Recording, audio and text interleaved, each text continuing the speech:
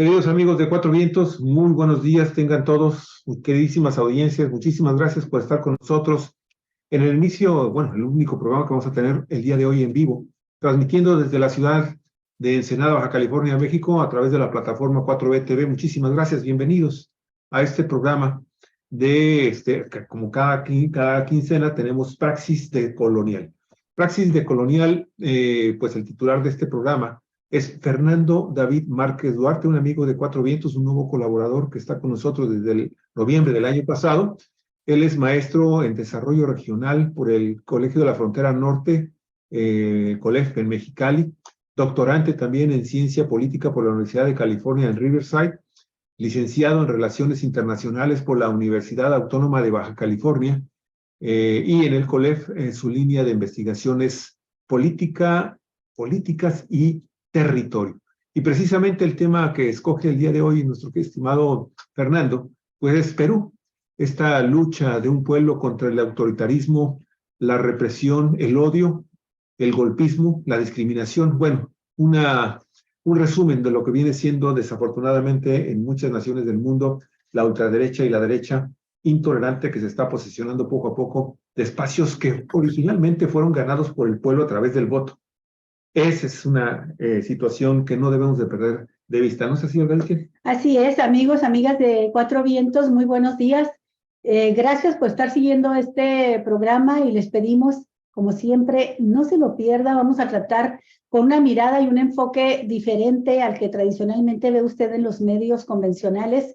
Vamos a tratar el tema de Perú con un maestro pues que se ha especializado en toda esta problemática que tiene que ver con la subordinación por parte de Estados Unidos, de cómo subordina a las naciones, en este caso a las naciones latinoamericanas, cómo trata de imponer su visión del mundo y sus intereses por encima de todos.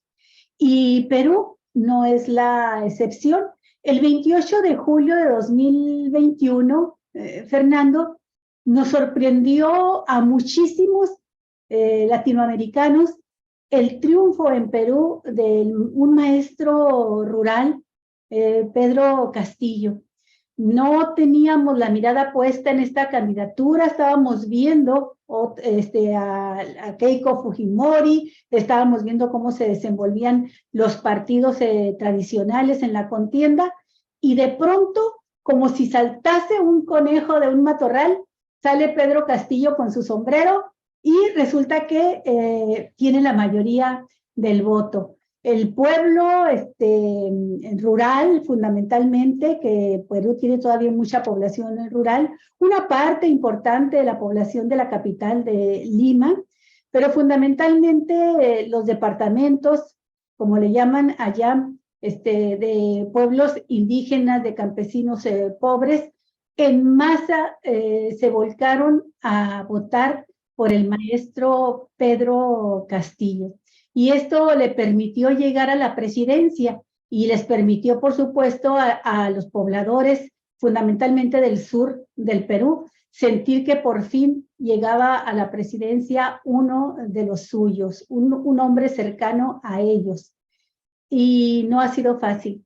Desde que entró Pedro Castillo, lo supimos después, por voz de él mismo, pues ha sido objeto de múltiples insultos, infamias, de una guerra sucia en la que, pues si a López Obrador, acá le dice la ultraderecha patarrajada, indio patarrajada, pues imagínense usted lo que le han dicho a Pedro Castillo.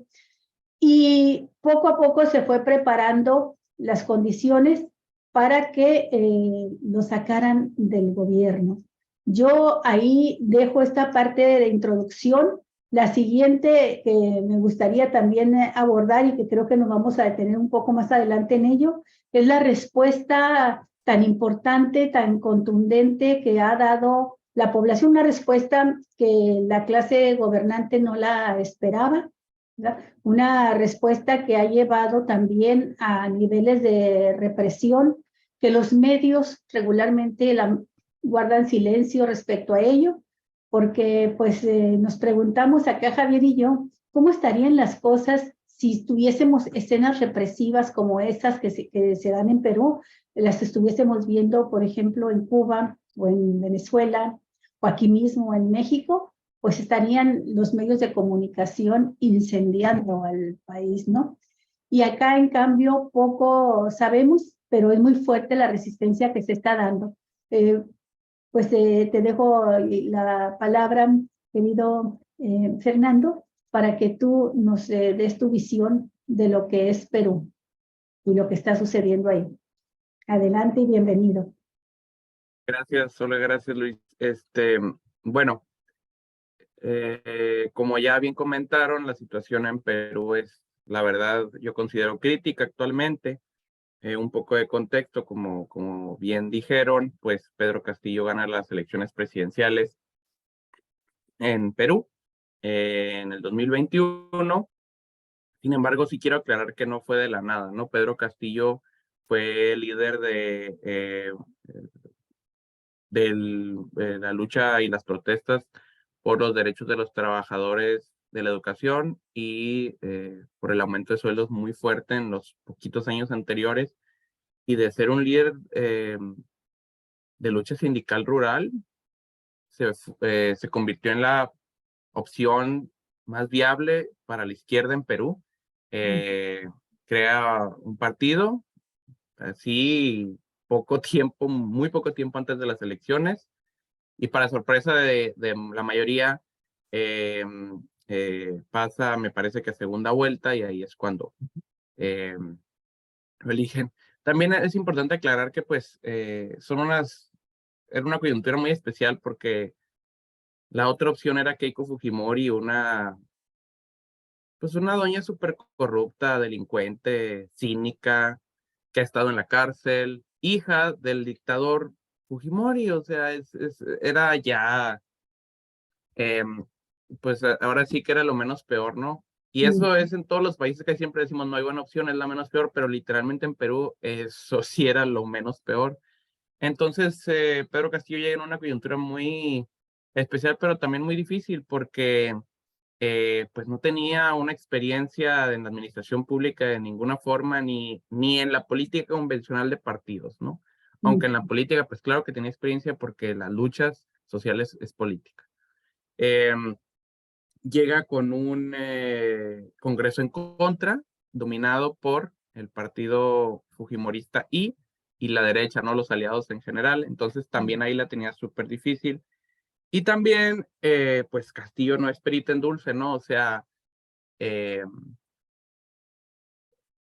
hizo varias declaraciones muy desafortunadas, ¿no? De diferentes temas, se le acusó de machista y etcétera. Y sí, pues declaraciones que dices, güey, o sea, siendo presidente no puedes decir eso, ¿no? Y creo que esa es falta de su experiencia, no solo en la política, sino la falta de una asesoría de imagen pública, que, o sea, eres presidente y ya no puedes decir lo que se te ocurra, ¿no? Entonces, empiezan a haber situaciones, y súmenle a eso que los medios controlados por la derecha, el Congreso controlado por la derecha, y pues obviamente la intervención extranjera, todo lo que da, porque a ningún país del imperialismo, empezando por Estados Unidos, pues le convenía que estuviera él ahí. Eh, Mete a su gabinete muchas personas de la lucha social que no tenían mucha experiencia en pues los temas de liderar un gabinete, un ministro de Estado. Entonces, hubo muchos cambios en su gabinete muy constantes, fue muy criticado por eso, y obviamente que se fue generando una inestabilidad en el gobierno, y pues todos los ataques de la derecha, ¿no? Desde los medios, desde el Congreso, de Estados Unidos, de todas partes. Entonces, obviamente, eso fue debilitando la legitimidad del gobierno de Castillo, que en realidad en la primera vuelta obtuvo porcentaje muy bajo, y ya fue en la segunda vuelta cuando eh, gana por un margen estrecho, eh, porque en los regímenes donde hay dos vueltas funciona de la siguiente manera. En la primera vuelta, los dos o las dos, o la combinación de candidatos que sea, los dos que tienen más porcentaje, van a una segunda vuelta donde solo ellos dos compiten, ¿no? Entonces se hacen alianzas. y así es como sucedió en Perú. Debido a esto, pues ya era, digamos, pues no quiero decir una crónica anunciada, pero y yo ya veía al menos que iba a acabar en una situación complicada el gobierno de Castillo, pero nunca esperé que fuera tan pronto y tan fuerte el conflicto, ¿no? Es importante aclarar que ya pues el Congreso liderado por la derecha, una mayoría, no toda, porque sí había gente importante de izquierda y del partido de Castillo, ya habían anunciado en diferentes ocasiones que no podía ser, que el presidente estuviera haciendo lo que estaba haciendo. No le habían dicho que le iban a hacer golpe parlamentar, pero pues básicamente, ¿no? Entonces ya, y Pedro Castillo también había hecho declaraciones, entonces ya era una pugna muy anunciada y era el análisis y concuerdo en que no era qué iba a pasar, todos sabían qué iba a pasar, más bien cuando no, quién iba a dar el primer paso. Y aquí, pues, Pedro Castillo se disparó en el pie porque él eh, hizo una moción para disolver el Congreso, entonces ahí fue donde valió todo, ¿no? Porque eh, esa, el disolver el Congreso en Perú solo podía ser legal. Castillo solo pudiera haberlo hecho legalmente si el Congreso primero intentaba hacer una moción de un veto, ¿no? O sea, retirarle la confianza, digamos, al presidente para quitarlo. Y entonces ahí sí, con todas las de la ley, pudiera haber disuelto el Congreso. No se esperó, se adelantó, se quiso demostrar el poder y entonces él hace esta moción que no es legal porque no había razones suficientes directas y obviamente pues no creo que la Corte, el Tribunal Superior, el equivalente aquí al Supremo, a la Corte, ¿no? Pues declara esto inconstitucional, entonces pues ya se empieza a movilizar la derecha y es cuando el Congreso desconoce al presidente y se empieza a movilizar las Fuerzas Armadas contra Castillo. Entonces, a partir de eso, pues Castillo tiene que, pues básicamente huir y ya había anunciado AMLO que ya había Castillo contactado a la Embajada Mexicana en Perú y que había solicitado asilo y que se lo iban a conceder, ¿no? ¿Por qué? Porque es una tradición mexicana de la política exterior el otorgar asilo a perseguidos y presos políticos, ¿no? Como debe de ser. Pero ni siquiera llega Castillo a, a poder salir del país, lo interceptan y lo toman preso, ¿no? Entonces, pues ahí ya empieza el borlote y si bien al principio no hubo tantas protestas porque pues no tenía una legitimidad fuerte Castillo de aprobación pública ni siquiera, asume Dina Boluarte, que algo importante de saber es que Boluarte no era de la oposición, no estaba en el Congreso de oposición, no, era parte del gabinete de Castillo. Entonces yo cuando asume ella digo, yo pensé, ¿no?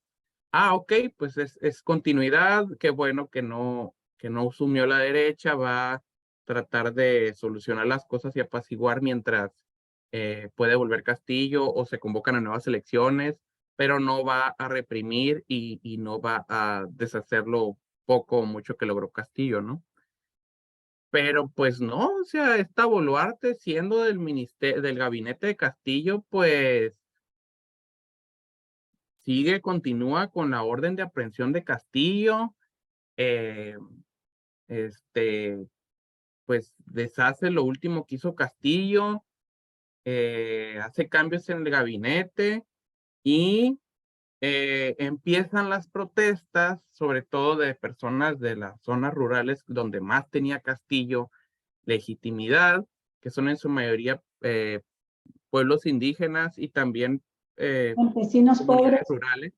Ujú. Y a partir de eso, Boluarte, en vez de, bueno, hacer un diálogo o llegar a un acuerdo o pues liberar a Castillo o lo que sea, manda a reprimir a las y los manifestantes, que han sido decenas de miles en todo el país y han llegado hasta Lima, la capital, con las Fuerzas Armadas, ¿no? Y eso es algo súper grave. ¿Por qué? Porque ella pues es interina, o sea, ni siquiera es presidenta, es una presidenta interina solo mientras se convocan elecciones.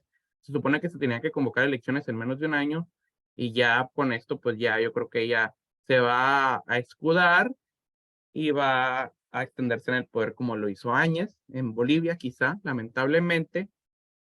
Entonces, pues esa es la situación. Hasta el día de ayer ya habían 50 muertos a manos de las Fuerzas Armadas.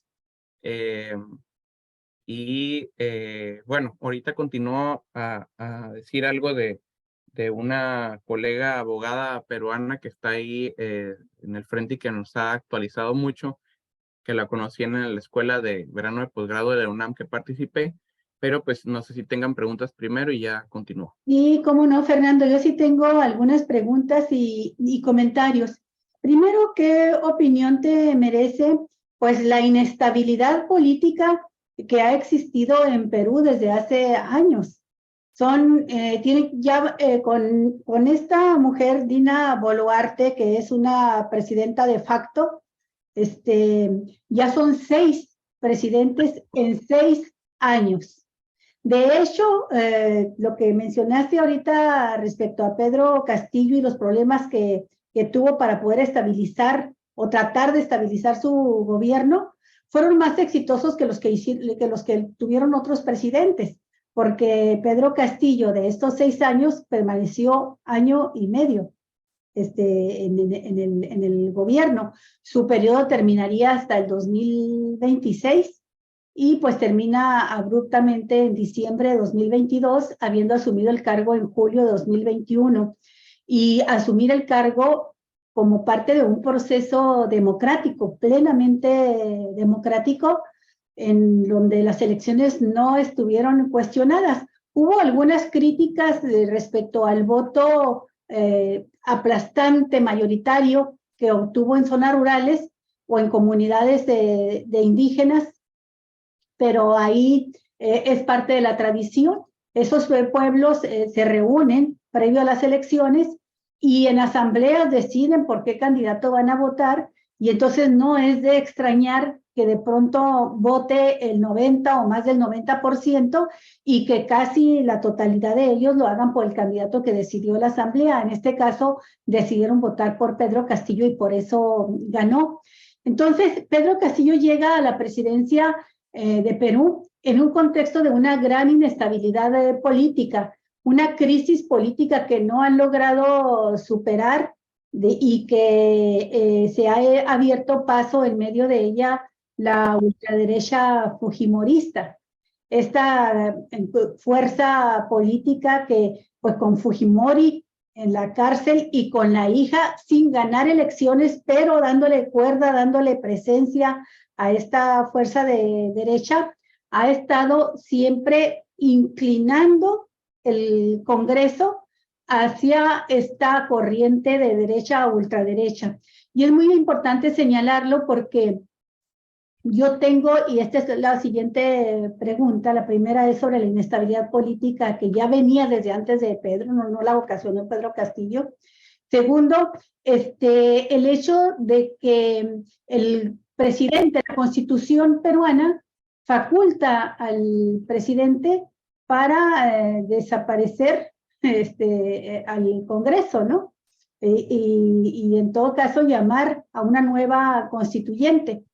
Y era fue lo que pretendió hacer Pedro Castillo, anticipándose a lo que ya venía, una decisión del Congreso de desconocerlo. En el Congreso, como bien lo mencionaste, Dina Boluarte va como vicepresidenta y queda con el cargo de la presidencia gracias a que después de que gana la primera vuelta, o que resulta con la mayor cantidad de votos en la primera vuelta Pedro Castillo, estas fuerzas de una izquierda like, que allá en Perú le llaman izquierda caviar, ¿verdad? Rápidamente se suman a Pedro Castillo y logran sacarlo adelante con esa alianza ya como presidente, pero le cobran caro con la integración del gabinete. Pedro Castillo tuvo, como han tenido que estar haciendo los demás presidentes, tuvo que estar haciendo muchos cambios de gabinete, de funcionarios, hasta que logró colarse en su mayoría esta izquierda light, que luego después en el Congreso, pues votan el desconocimiento de Pedro Castillo. Y aquí viene la tercera pregunta. Esta figura de incapacidad moral permanente, de eso lo acusaron, no de otra cosa. Ese fue el argumento para quitarle el cargo de presidente, incapacidad moral permanente.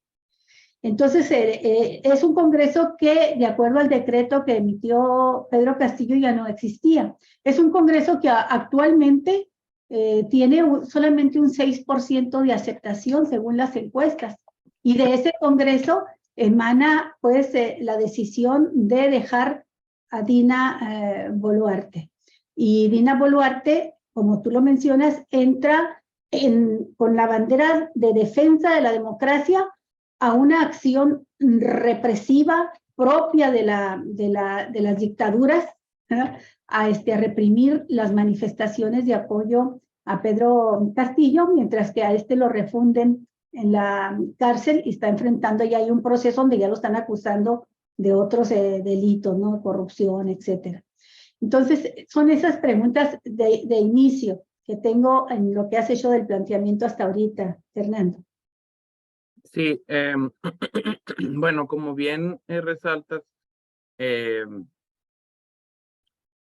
la situación en Perú ha sido muy inestable políticamente en los últimos años porque pues han habido varios destituciones de presidentes y autogolpes, etcétera, ¿no? Y estos han sido por presidentes electos de derecha.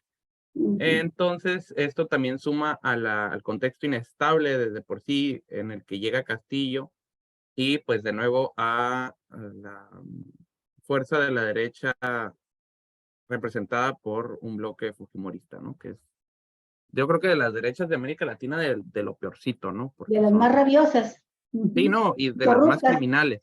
Yo creo que le equipararía, yo creo que solamente a Bolsonaro en Brasil y al PRI, al PAN aquí, o sea, es algo, o sea, inconcebible que esa sea la fuerza de oposición, ¿no? En un país grande, porque Perú tiene bastantes millones de población.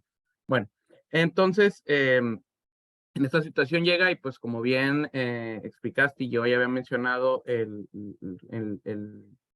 la situación en la que fue destituido. Ese cargo de incapacidad moral es básicamente destitución por intento de disolver el Congreso. O sea, ese nombre básicamente significa que se está volviendo en un autoritarismo. Ese es el cargo que le imputan y que constitucionalmente sí tiene fundamento, ¿no? Hay gente que dice, no, le hicieron golpes. En realidad, sí, pero sí tenía fundamento legal. ¿Por qué? Porque él la regó primero, pues. Si él no hubiera intentado disolver el Congreso, desconocer el Congreso, no hubiera pasado eso. Lo que yo hubiera hecho en su lugar es esperarme a que el Congreso me intente destituir, que lo iba a hacer, y así con todas las de la ley disuelve el Congreso y se convoca una nueva constitucional asamblea, porque eso está previsto en la Constitución, ¿no? Son lo que se conoce como check and balances en ciencia política, ¿no? O sea, tener candados para que no se vuelva autoritarismo. ¿Qué es lo que hizo Alberto Fujimori? Él ganó las elecciones hace como 20 y algo años y ya siendo presidente, él hizo un alto golpe disolviendo el Congreso y tomando poderes absolutos, ¿no? Y ahí es cuando todo se va a la fregada, pero él había ganado primero con votos. Entonces, pues desde hace más de 20 años la situación en Perú pues no se ha estabilizado en realidad. Quizá recuerden que hace poco un expresidente lo fueron a apresar por varios delitos y corrupción y se suicidó, o sea, con tal de no dar la cara y afrontar la ley. Esa es la situación de Perú, ¿no? En los últimos 25 o 30 años. Y si eso le sumamos todo el periodo de la dictadura de Fujimori, porque fue una dictadura, y todo el contexto anterior de Sendero Luminoso, en fin, hay una situación muy fuerte ahí. Claro que no es la misma, pero sí es importante considerarlo. Y lo más grave actualmente, y me ha compartido mucho la abogada Stephanie, ella es peruana y ella está trabajando en el equivalente a la Comisión Nacional de Derechos Humanos de Perú, y pues ha estado haciendo trabajo voluntario yendo a el equivalente al Ministerio Público a exigir que se suelten o que se deje visitar a las personas que han sido apresadas sin fundamento, sin orden de aprehensión, sin cargos. Las Fuerzas Armadas están literalmente yendo a las calles a golpear, a matar incluso, y a tomar presos políticos. Incluso violaron la autonomía de la universidad pública, la más grande. Entraron por las protestas porque los estudiantes obviamente se están movilizando para exigir el alto a la represión y la libertad de expresión y unas elecciones, ¿no? Como debe de ser. Y violaron la autonomía universitaria, entraron a la universidad, apresaron, golpearon, mataron. Incluso otro compañero de la escuela de posgrado lo golpearon ahí en las protestas, y eran protestas totalmente pacíficas. Entonces, incluso hay un documento aquí que me envió la colega, y pues la policía está diciendo, la policía está haciendo un uso desmedido e ilegítimo de la fuerza, y pues hay una serie de recomendaciones, ¿no? Para las personas que están manifestándose, que vayan siempre acompañadas, que lleven agua, limón, etcétera. Bismutol, ¿por qué? Porque les están aventando gas lacrimógeno, además de golpeándolos, ¿no? Y pues el gas lacrimógeno tiene efectos súper nocivos al cuerpo. Y pues la protesta en su mayoría ha sido pacífica, entonces en realidad no hay una justificación de esta respuesta de las Fuerzas Armadas. Y ya van miles de personas apresadas sin una orden de aprehensión, sin los cargos, de manera arbitraria, y eso es algo muy grave. Y es cuando uno dice, bueno, ¿dónde está la intervención extranjera por la democracia que tanto pregonan los gringos, ¿no? Que no les importa nada más que sus intereses, el dinero y poner a alguien ad hoc. Pero obviamente, pues como no querían a Castillo, prefieren cualquier persona que Castillo, pues no están haciendo nada. Y pues sigue la represión, siguen los muertos y sigue la gente yendo a las calles arriesgando su propia vida, ¿no? ¿Por qué? Porque la situación es crítica, ¿no? O sea, y está como una dictadura, pues se establecieron hasta toques de queda y ley marcial cuando dices, ¿por qué? Y esa es la situación a lo que va ahorita. A mí me gustaría dar un poquito de más contexto de lo que está sucediendo en el Perú.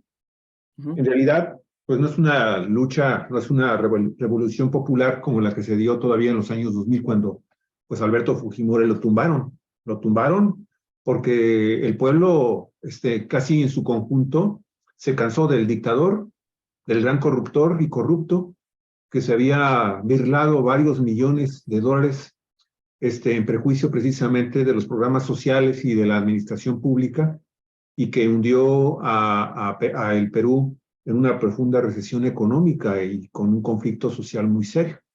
Aquí en realidad se está hablando de una crisis provocada por la inestabilidad política y de la democracia dentro del mismo Perú. Antes, hay que recordar que el Perú también ha tenido, hagan de cuenta como si estuviéramos viviendo el México recién nacido después del movimiento independentista, en donde hay tanta diversidad, hay tantas variantes políticas, hay tantos grupos de poder que se han estado disputando en los últimos años, en las últimas 2 décadas el poder en Perú, que ha provocado también infinidad de cambios prematuros para los presidentes que han sido electos a través de elecciones, que se fundamentan también en una modificación, en una reforma de una constitución de 1990 y tantos, no recuerdo el año, en que precisamente para tratar de resolver los grandes problemas provocados por la crisis de Alberto Fujimori, pues trató también de alguna forma de contener a los grandes partidos políticos que son, como en toda Latinoamérica, derecha contra izquierda, o conservadurismo contra progresismo, o capitalismo contra comunismo o socialismo, y eso originó pues que los congresos entonces comenzaron a tener una enorme diversidad y con un proceso y una ley electoral que precisamente fomenta el hecho de que tú, para poder llegar a la presidencia o al Congreso, ¿sí? Forzosamente tienes que hacer alianzas que ante la volatilidad política que existe en el Perú desde hace muchos años, pues las traiciones, ¿sí? Se dan a la orden del día.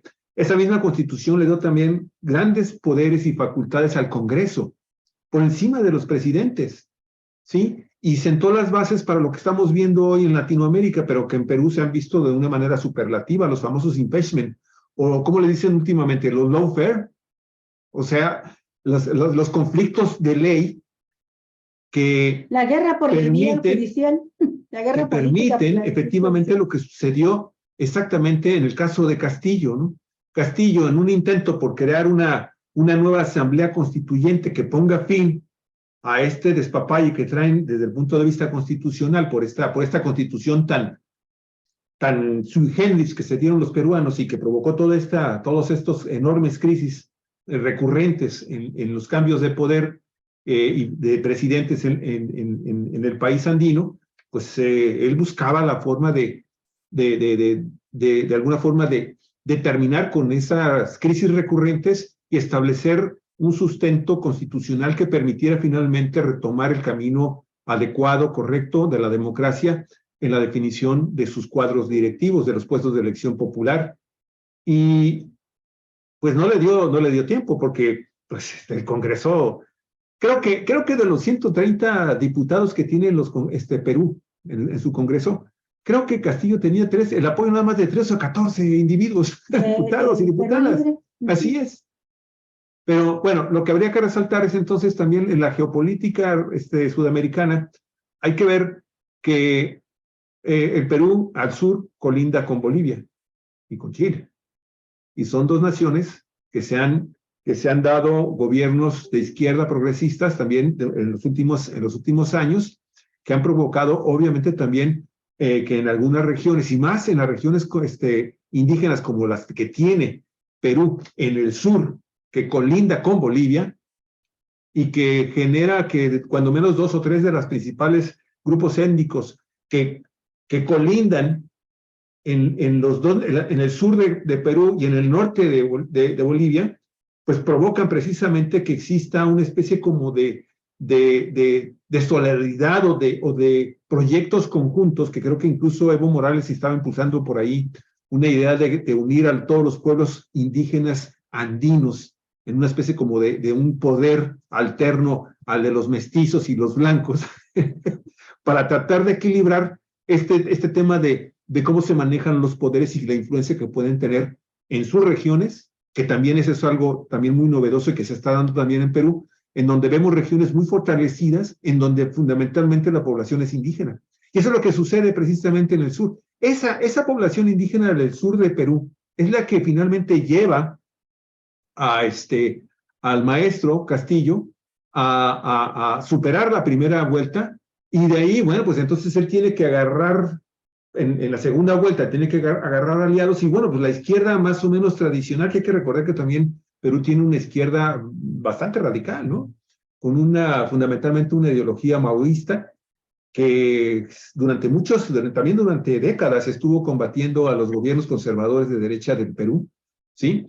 Antes de que llegara Alberto Fujimori, a través de este grupo guerrillero, guerrillero Sendero Luminoso, del cual todavía se dice o se le quiere comparar a las comunidades indígenas que están en este momento en levantamiento y que hoy precisamente están desarrollando Los ya... están acusando de terroristas. Sí, y que hoy está haciendo otra movilización muy grande en Lima, en Perú, que es la toma de Lima, que provocó los últimos muertos y las últimas confrontaciones la semana pasada, y que está generando también pues, de una serie de liberaciones, por ejemplo, del campus universitario allá en Lima, porque habían mandado al ejército y a la policía a desocupar a los jóvenes de izquierda que estaban también apoyando y respaldando y formando parte de una manera muy importante de estas grandes movilizaciones. Independientemente de que también se acusa a Evo Morales, perdón, de que está detrás del movimiento, cuando en realidad estamos hablando de que estamos hablando de una comunidad indígena que tiene identificación a raíz precisamente del empoderamiento de los indígenas en Bolivia. ¿Sí? Y que son los que finalmente también en Bolivia son los que logran rescatar al gobierno de Evo Morales y a sus aliados, después también del golpe de Estado allá en Bolivia, ¿no? Total. Sí quiero resaltar este dato que es muy importante, ¿no? El hecho de que es finalmente la organización de los indígenas la que está comenzando a permear el ambiente político en Perú. A mí no me extrañaría que logren las tres grandes propuestas que están haciendo, las tres grandes demandas que están planteando, su pliego petitorio, que es, primero que nada, destitución de Dina Boluarte, que en realidad también no tiene apoyo, también creo que tiene ahí una minoría en el Congreso. Ahorita tuvo que aventarse a los brazos de los militares. Apoyando. ¿Sí? El Congreso sí la está apoyando. Y la están apoyando los militares y la está...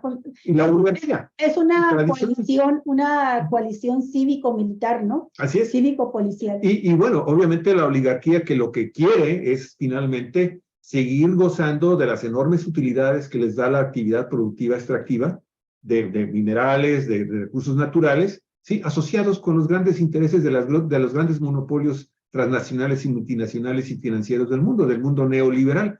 Así está más o menos congregado el tema de Bolivia. Es muy importante que también, y mencionarlo, porque eso también de alguna forma ha estado dándole fuerza a la movilización indígena y de la clase mestiza más de abajo, más de los marginados de la clase mestiza, a este movimiento en Perú, porque hay que ver cuál ha sido la reacción de los vecinos del Perú.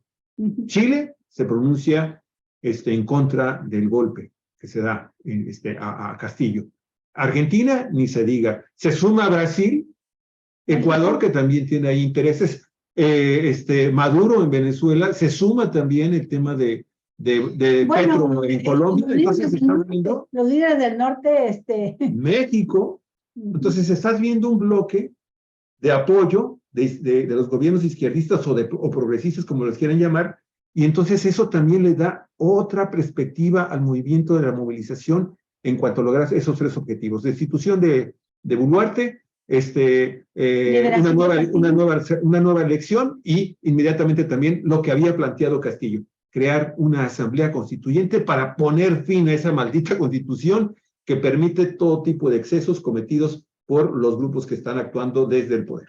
Te propongo, Fernando, que entremos a esta parte de las propuestas, porque a mí me parece muy interesante cómo el movimiento retoma en primer lugar de las propuestas, lo del constituyente, ¿no? Un nuevo constituyente.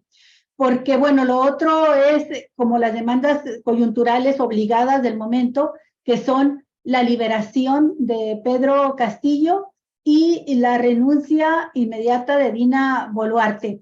Hay otra que se ha colado, que es adelantar las elecciones. Frente a eso hay dos propuestas. Hay quien dice el presidente legítimo sigue siendo Pedro Castillo, que sea liberado y reasuma el cargo. Y hay quien dice adelantemos las elecciones lo más pronto posible. Y bueno, por parte del Congreso de Dina Boluarte y la coalición de ultraderecha que ha logrado conformar, están planteando hacer las elecciones, pero hasta el 2024, y Dina Boluarte ya expresó incluso su disposición de permanecer ahí hasta el 2026.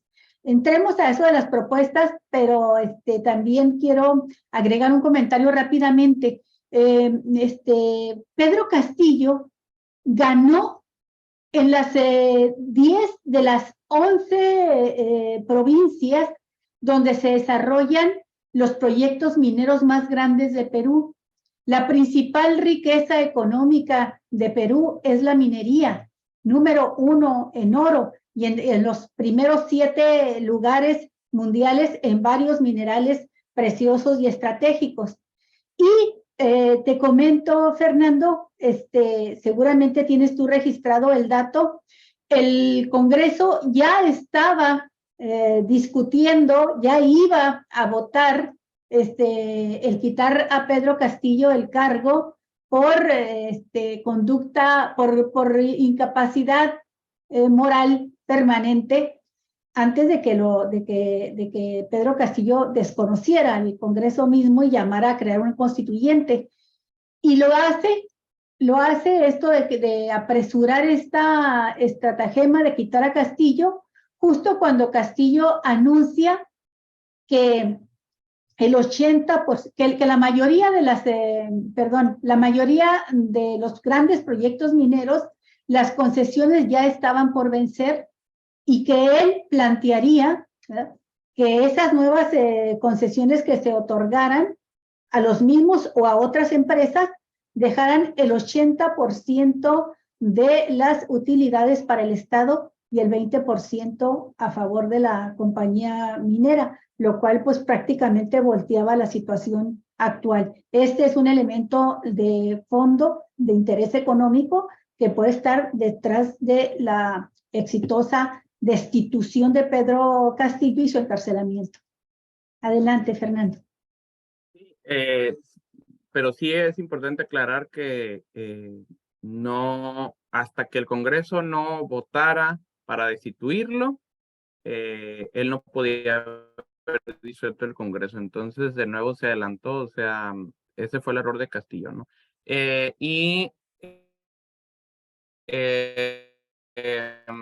En cuanto a las propuestas, yo creo que va a depender mucho de la coyuntura. O sea, yo no creo que actualmente sea tan seguro que vayan a lograr quitar a Boluarte en lo inmediato, ¿no? Eso sería lo ideal, y convocar a elecciones anticipadas, pero para mí todavía en esta coyuntura no está tan claro que sea ya algo seguro. Debería hacerlo, pero de nuevo, por varias razones, la derecha está protegiendo a Boluarte y tiene mucho poder en Perú. Yo creo que incluso más poder que lo que tiene la derecha en México, ¿no? Y eso es mucho decir. Ahora, en cuanto a la Asamblea Constituyente, eso es una demanda de todos los movimientos sociales de izquierda y revolucionarios de todo el continente. Siempre lo ha sido, pero, y lo acaba de demostrar Chile, es algo súper difícil. Sí. En Chile, todavía que se logra después de protestas masivas en un país con muy poca población, y que una gran parte de la población salió a protestar, no se logró aprobar una nueva constitución, aunque se logró la Asamblea Constituyente, y eso es un indicador de que esta demanda es muy complicada. Sería lo ideal, pero yo creo que en la coyuntura actual la veo lejana a la realidad, sobre todo con un país donde hay tanto poder de la derecha, tanta inestabilidad política, tanta represión y tantos intereses extranjeros, ¿no?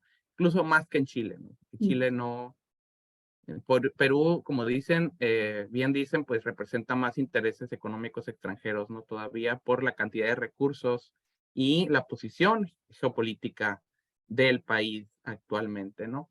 Entonces, si bien se necesita una asamblea constitucional para hacer una nueva constitución que tire de la constitución con tintes fujimoristas, que es la verdad, pues es algo complicado. Lo que sí creo que se puede lograr, sobre todo con la movilización, a pesar de la represión, pues que se hagan elecciones anticipadas, que la represión cese y que, espero yo, que se enjuicien a las Fuerzas Armadas y a todas, y se encuentren los culpables individuales de todas las matanzas, y que se quite el fuero militar, porque pues, como en muchos países hay fuero militar, ¿no? Claro que si se logra destituir a Boluarte, esto va a ser mucho más sencillo, porque Boluarte está, como bien dicen, se está escudando en las Fuerzas Armadas a la vez que los está empoderando y protegiendo, que es súper riesgoso, y es lo que hizo Áñez en Bolivia, ¿no? Y todavía vemos las consecuencias, muchos elementos de las Fuerzas Armadas que mataron gente y golpearon y reprimieron, nunca se les imputó ningún delito. Algunos sí, pero muchos no. Entonces, pues eso es lo que puedo, lo que alcanzo a vislumbrar de la situación y la factibilidad de ciertas demandas, aunque sean las demandas justas, ¿no? Y las demandas correctas y necesarias. No solo en Perú, sino en la mayoría de los países de América Latina se necesitan asambleas constitucionales lideradas por el pueblo, no por los partidos, que fue un error de la Asamblea Constitucional en Chile, a mi parecer, aunque hubo varios aceptos de tener cuotas para pueblos indígenas, ¿no? La nueva Asamblea Constitucional que se va a convocar en Chile ya no va a tener estas cuotas, por ejemplo. O sea, la derecha en Chile, por ejemplo, hizo todo lo posible para que la Asamblea Constitucional nueva fuera más ad hoc a ellos, y eso es lo que se tiene que evitar. Y eso es lo que pudiera comentar para concluir. Oye, lo que se está dando, ¿no crees tú que es una suerte de levantamiento popular, de desobediencia civil? Porque pues la gente está saliendo a pesar de que el gobierno de Boluarte dictó las leyes de restricción que coartan los derechos a la libre manifestación, a la reunión, a la protesta. Y entonces pues son actos de desobediencia civil. Entonces, no sé si tú lo calificarías así como una táctica de levantamiento popular en esta propuesta que nos mueve de buscar la liberación de Pedro Castillo y la caída de Dina Boluarte, a la que consideran una usurpadora. Yo no dejo de lado el hecho de que este Congreso que está tomando las decisiones solo 6 de cada 100 peruanos lo apoyan. Y creo que es un momento, incluso ahora, en las condiciones en que han destituido a Castillo, no se legitimó el Congreso. Al contrario, está creciendo una reacción de protesta porque se destituyen a Castillo queriéndolo acusar de que trata de imponerse, de gobernar como tirano, y resulta que ellos son los que están gobernando a punta de bala, de sangre y de represión.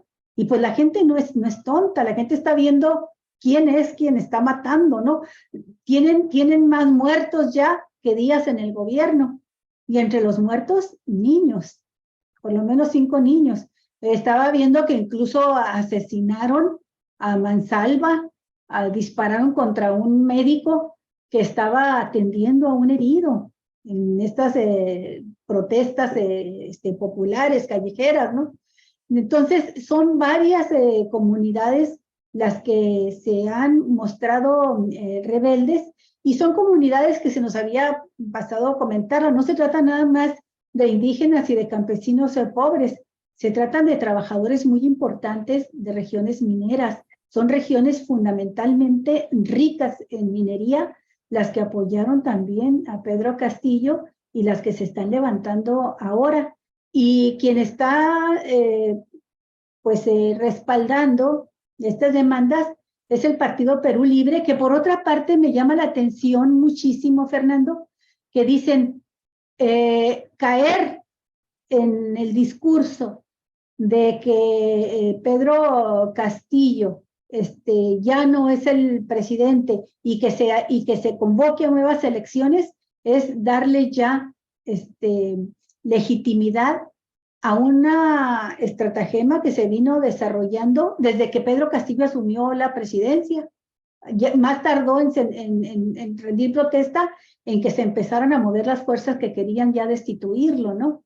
Entonces, dicen, y no solamente el Partido Perú Libre, que fue el que le dio la estructura electoral inicial a Pedro Castillo para que lanzara su candidatura, sino que esta posición, con el respeto que tienen que guardar y la diplomacia a la que se ven obligados, pero varios gobernantes latinoamericanos siguen considerando que el único presidente legítimo, el que ha elegido el pueblo, ha sido Pedro Castillo.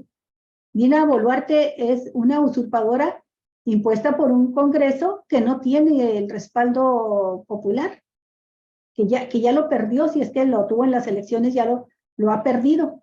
Entonces, creo que incluso la demanda esta de realizar elecciones, nuevas elecciones, logran un propósito que se habían planteado, pues las mismas fuerzas que actúan, como lo dijiste tú, en muchos países de Latinoamérica, para tumbar, si pueden así, ¿verdad?, de un garnacho, a los presidentes que llegan por la vía popular, democrática, y que no es que sean socialistas, ni mucho menos comunistas, sino simple y sencillamente plantean propuestas que se salen, ¿verdad?, de los márgenes impuestos por el imperio neoliberal, de las políticas que hemos estado sufriendo durante ya 40 años, ¿no? Y que tratan de buscar políticas populares. Hay una derecha muy rabiosa que cualquier propuesta, cualquiera, que sea diferente a lo que dicta el modelo neoliberal, lo califican ya de reaccionario, y en el caso de Perú, de terrorista. Es lo que están acusando de terrorismo a estos movimientos populares. ¿Cómo ves? Sí, pues esta acusación de terrorista viene de lo mismo, yo creo que es algo muy similar a lo que pasa en Colombia, ¿no? Que siempre se asoció a los pueblos indígenas y a los pueblos rurales con las FARC, y siempre se les asoció con el terrorismo. Por eso es un discurso liderado por la derecha, impuesto por la derecha, que mucha gente se lo creyó por ignorancia, ¿no? Lo mismo pasa en Perú, y pues no, terrorista, lo que está haciendo Boluarte es terrorismo de Estado, ¿no? Eso sí es terrorismo. El terrorismo, al fin y al cabo, que es generar un miedo público generalizado por actos de violencia hacia civiles desarmados sin justificación. Y eso es lo que está haciendo Boluarte, ¿no? Yo difiero en lo de la demanda de las elecciones. Yo no creo que Castillo tenga nada de legitimidad para volver, sinceramente. Cometió muchos errores, y para bien o para mal, pues yo creo que lo mejor sería lo mismo que con Evo. O sea, desde lo que pasó con Evo, pasó lo mejor, que es nuevas elecciones. ¿Por qué? Porque eso permite que fuerzas de izquierda, incluso más radicales, pero con mayor legitimidad y propuestas más concretas, puedan llegar, ¿no? Que eso es lo que espero que suceda en Perú. Yo no creo que vaya a volver Castillo, porque tampoco tenía legitimidad en los últimos meses de su presidencia, o sea, por todos los errores que cometió y por todo el embate de la derecha.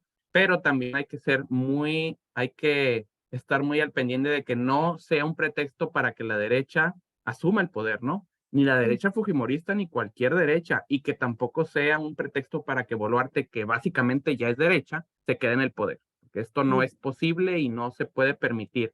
Y no nomás los peruanos se tienen que movilizar, todo el continente debemos apoyar a la protesta, no a Castillo o a Boluarte, a las personas, al pueblo peruano, y a lo que quieren, que lo que quieren son nuevas elecciones y una constituyente, que es lo que debe pasar. Pero bueno, vamos a ver qué es lo que sucede. Yo he visto carteles en la Ciudad de México, y hubo movilizaciones a favor del pueblo peruano. Estaría interesante ver si se organiza algo acá en Baja California, ¿no? Sí, pero tienes razón, debe salir la lamentablemente hay solidaridad mucha apatía internacional. acá, pero pues se pudiera organizar. Sí, Muy bien. totalmente. Pues nada más subrayar que el día de hoy, a las 4 de la tarde, en la Plaza 2 de Mayo, allá en Lima, Perú, que es el centro histórico y cultural del Perú, se realiza esta segunda gran convocatoria para la marcha, que están convocando gremios, que están convocando universidades, organizaciones defensoras de derechos humanos, comunidades indígenas.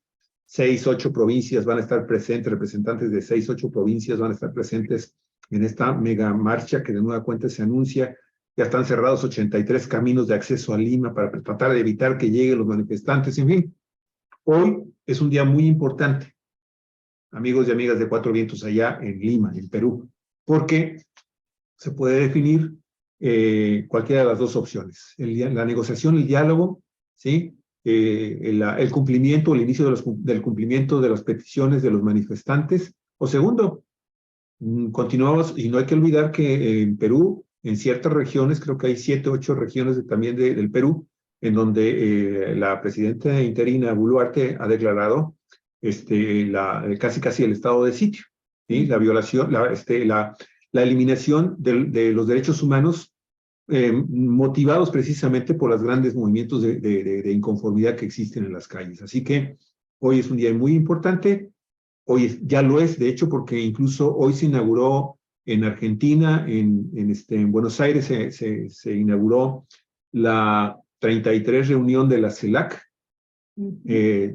Llega fortalecida con la presencia de Luis Ignacio da Silva Lula, allá en esta cumbre, ¿sí?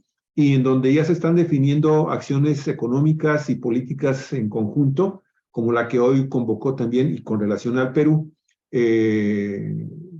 Petro, presidente de Colombia, diciendo, ¿saben qué? Vamos a fortalecer. Hay una organización de la CELAC y que abarca un organismo específico que se llama, ahorita les voy a decir el nombre, el Sistema Interamericano de Protección de los Derechos Humanos, el cual prácticamente había desaparecido cuando cuando se terminó la primera ola de gobiernos progresistas en Latinoamérica, y viene obviamente los gobiernos de la derecha, la ultraderecha, que hay que señalar que en Sudamérica son muy fuertes, son organizaciones y grupos políticos muy fuertes que han estado disputando el poder a la izquierda progresista casi en términos de 50-50, Sí. Lo de Brasil, pues ya vimos, lo de Chile ya vimos, lo que pasó al mismo Perú ya lo vimos, lo que pasó en Colombia ya lo vimos, o sea, no la tiene tan fácil en Sudamérica la izquierda progresista, y por eso están tratando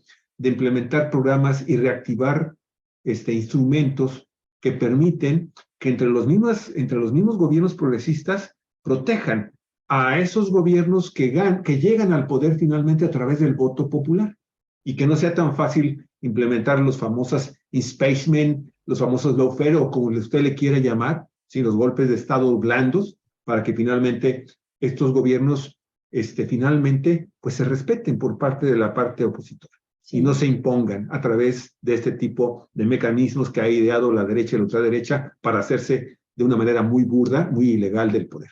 En fin, esas cosas hay que estar al pendiente. Perú sigue estando en nuestros corazones, amigos y amigas, acá en México, y esperamos que no suceda más que lo que demanda la población mayoritariamente, la que está saliendo a las urnas. Hay que ver, y eso también es bien interesante, no han salido manifestaciones o manifestantes que estén defendiendo a la presidenta Boluarte. No, al contrario.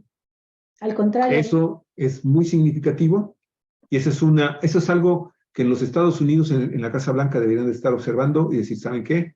Pues vamos dejando que se resuelvan de una manera pacífica sus problemas, y si la vía que están proponiendo estos grupos que están en la calle es la correcta, pues hay que respetarla. Hay que respetarla, así como lo hicieron precisamente con Brasil, ¿no?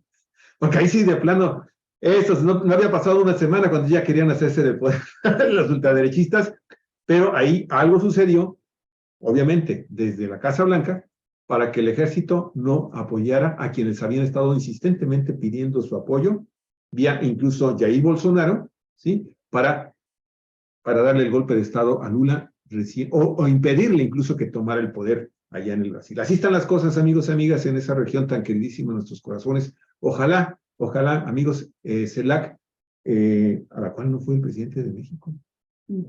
Bueno, en fin, pueda en un momento determinado convertirse ya en algo que poco a poco empiece a modificar las estructuras y las herramientas de diálogo y de acuerdos en todo el continente americano, y que pues venga a sustituir ya al inoperante y entreguista Organización de Estados Americanos, la OEA, que ya también hay que deshacernos de ella o hay que reestructurarla, porque simple y sencillamente sirve en este momento a un solo grupo, sí, al grupo oligárquico.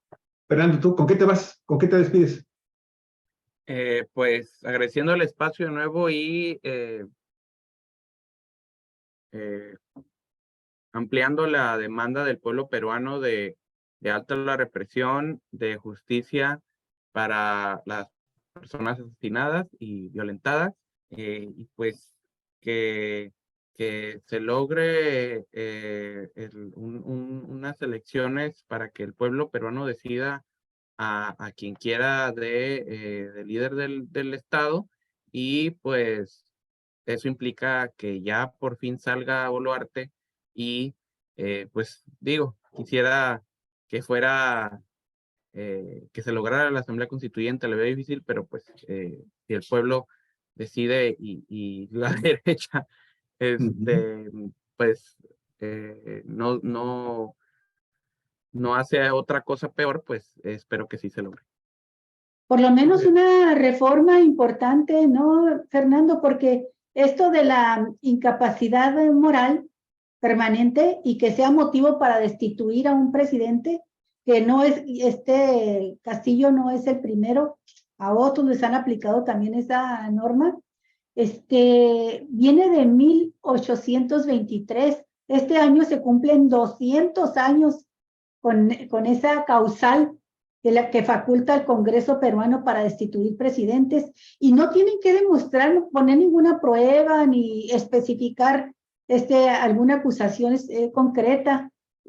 El Congreso considera que es moralmente incompetente, y con eso basta, ¿no? Necesita 83 votos, algo así, y con eso ya puede destituir a un presidente.